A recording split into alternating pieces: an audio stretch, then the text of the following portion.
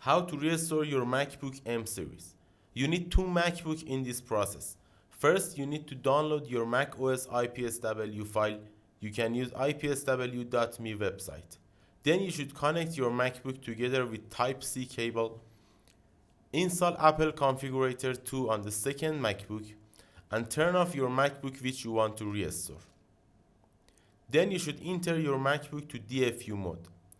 Press and hold Shift key, Control key and Option key. Press and hold Power key, Shift key, Option key and Control key together for 10 seconds.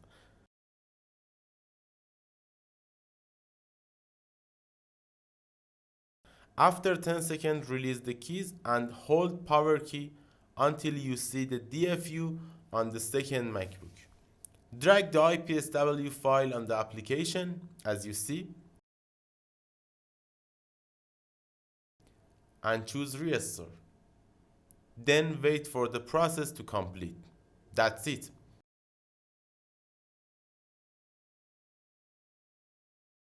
Thank you for watching our video.